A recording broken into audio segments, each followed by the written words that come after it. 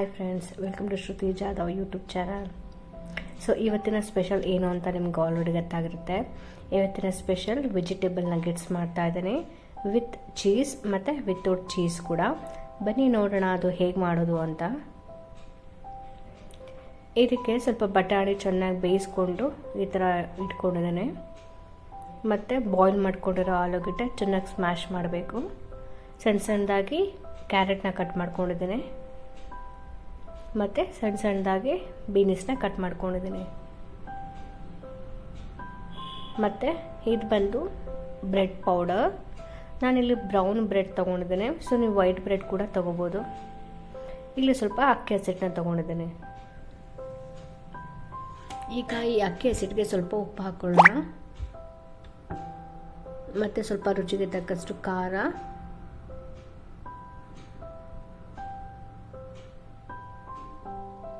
ಸ್ವಲ್ಪ ಎಣ್ಣೆ ಹಾಕ್ಕೊಂಡು ಅದನ್ನು ಚೆನ್ನಾಗಿ ಮಿಕ್ಸ್ ಮಾಡ್ಕೋಬೇಕು. ಸ್ವಲ್ಪ ತೆಳ್ಳಗೆ ಮಾಡ್ಕೋಬೇಕು. ಸೊ ನಾವೇನು ನಗೆಟ್ಸ್ ಮಾಡ್ಕೋತೀವಿ ಅದನ್ನು ಡಿಪ್ ಮಾಡ್ಕೊಳ್ಳೋ ಥರ ಇದನ್ನು ಚೆನ್ನಾಗಿ ಮಿಕ್ಸ್ ಮಾಡಿಕೊಂಡು ತೆಳ್ಳಗೆ ಮಾಡ್ಕೊಳ್ಳೋಣ. ಸ್ವಲ್ಪ ಸ್ವಲ್ಪ ನೀರು ಮಿಕ್ಸ್ ಮಾಡ್ಕೊತಾ ಚೆನ್ನಾಗಿ ಕಲಿಸ್ಕೊಂಡು ಈ ಥರ ಮಾಡ್ಕೊಳ್ಳೋಣ.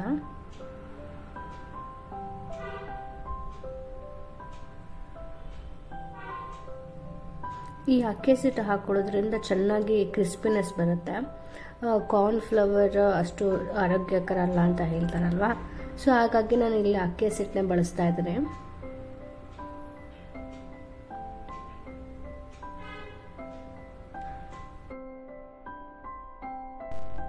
ನೋಡಿ ಈಗ ರೆಡಿ ಆಗಿದೆ. ಸೊ ಈ ಥರ ನಾವು ಮಿಕ್ಸ್ ಮಾಡ್ಕೋಬೇಕಾಗತ್ತೆ. ತುಂಬ ಗಟ್ಟಿನೂ ಬೇಡ, ತುಂಬ ತೆಳು ಬೇಡ. ಇದು ಕರೆಕ್ಟಾಗಿ ಪರ್ಫೆಕ್ಟ್ ಆಗಿದೆ.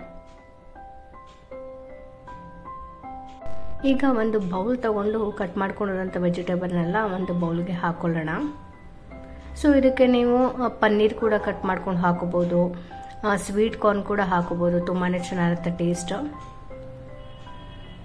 ಇದಂತೂ ಈವ್ನಿಂಗ್ ಸ್ನ್ಯಾಕ್ಸ್ಗೆ ಇಲ್ಲ ಸ್ನ್ಯಾಕ್ಸ್ ಬಾಕ್ಸ್ಗೆ ಇಲ್ಲ ಗೆಸ್ಟ್ ಬಂದಾಗಳಿಗೆ ಮಾಡೋಕ್ಕೆ ತುಂಬಾ ಚೆನ್ನಾಗಿರುತ್ತೆ. ಒಂದ್ಸಲ ಟ್ರೈ ಮಾಡಿ ನೋಡಿ, ತುಂಬಾ ಚೆನ್ನಾಗಿರುತ್ತೆ ಟೇಸ್ಟು. ಈಗ ಸ್ವಲ್ಪ ರುಚಿಗೆ ತಕ್ಕಷ್ಟು ಉಪ್ಪು ಹಾಕೊಳ್ಳೋಣ. ಆಮೇಲೆ ಸ್ವಲ್ಪ ಪೆಪ್ಪರ್ ಪೌಡರ್, ಸ್ವಲ್ಪ ಗರಂ ಮಸಾಲ,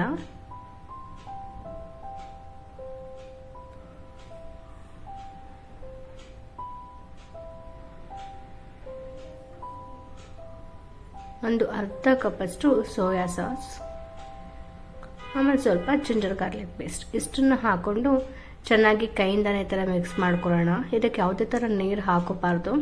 ಸೊ ಈ ಥರ ವಿತೌಟ್ ನೀರೇ ಈ ಥರ ಚೆನ್ನಾಗಿ ಮಿಕ್ಸ್ ಮಾಡ್ಕೋಬೇಕು.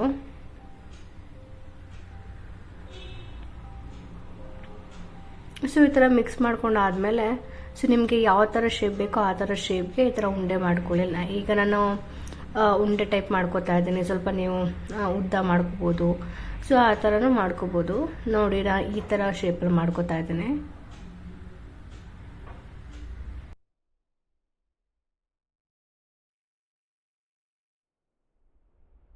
ನಾನು 3 ವೆಜಿಟೇಬಲ್ಸ್ ಉಂಡನ ಹಾಕಿ ಮಾಡ್ತಾ ಇದ್ದೀನಿ ವಿತ್ ವೆಜಿಟೇಬಲ್ಸ್.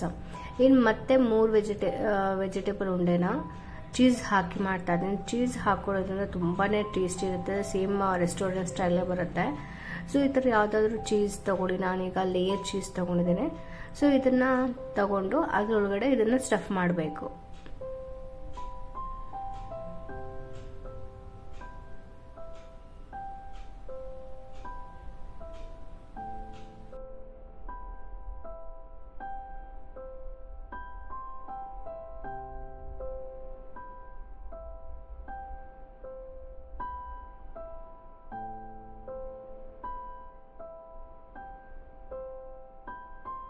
ನಾನು ಒಂದು ಪೂರ ಚೀಸ್ ಲೇಯರ್ನ ತೊಗೋತಾ ಇದ್ದೇನೆ.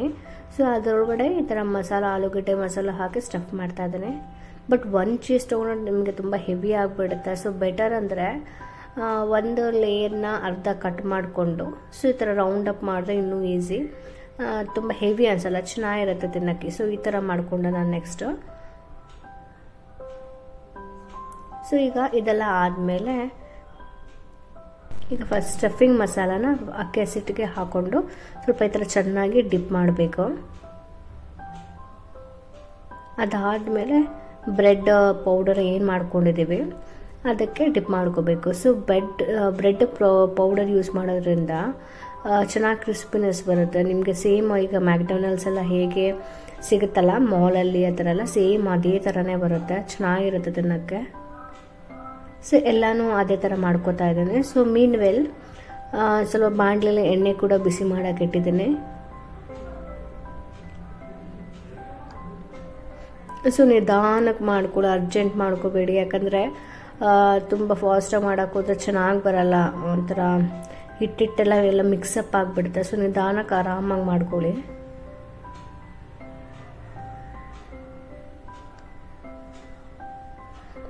ಅದೇ ಥರ ಹೀಗೆಲ್ಲನೂ ನಾನು ಮಾಡ್ಕೋತಾ ಇದ್ದೇನೆ.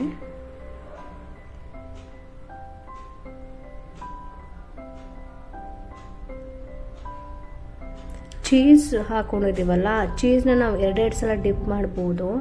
ಯಾಕಂದರೆ ಒಂದೇ ಸಲ ನೀವು ಡಿಪ್ ಮಾಡಿದ್ರೆ ಚೀಸ್ ಎಲ್ಲ ಆಚೆ ಬಂದುಬಿಡುತ್ತೆ. ಸೊ ಒಂದು ಸಲ ಅಕ್ಕಿ ಹಸಿಟ್ಟಲ್ಲಿ ಡಿಪ್ ಮಾಡಿ ಮತ್ತೆ ಬ್ರೆಡ್ ಪೌಡರಲ್ಲಿ ಡಿಪ್ ಮಾಡಿ ಮತ್ತೆ ಅಕ್ಕಿ ಹಸಿಟ್ಟಲ್ಲಿ ಡಿಪ್ ಮಾಡೋದ್ರಿಂದ 2-3 ಸಲ ಲೇಯರ್ ಇರುತ್ತಲ್ವ, ಸೊ ಚೀಸ್ ಆಚೆ ಕಡೆ ಬರಲ್ಲ.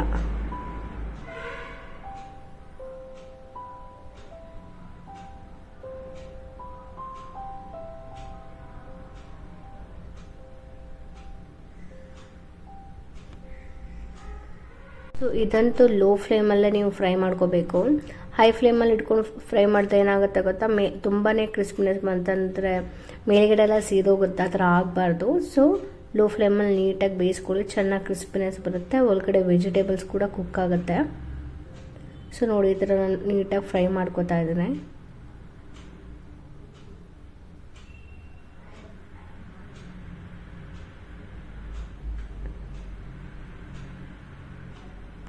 ಇದಂತೂ ತುಂಬಾ ಈಸಿ ಮಾಡೋಕ್ಕೆ, ತುಂಬ ಟೇಸ್ಟಿ ಕೂಡ ಇರುತ್ತೆ.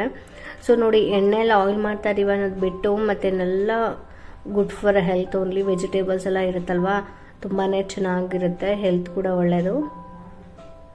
ನೋಡಿ ಈಗ ನಮ್ಮ ವೆಜಿಟೇಬಲ್ ನಗೆಟ್ಸ್ ರೆಡಿ ಇದೆ. ಸೊ ನಾನು ನೋಡಿ ಈ ಥರ ಓಪನ್ ಮಾಡಿ ಕೂಡ ತೋರಿಸ್ತಾ ಇದ್ದೀನಿ ಎಷ್ಟು ಸಕ್ಕತ್ತಾಗಿ ಬಂದಿದೆ ಅಂತ.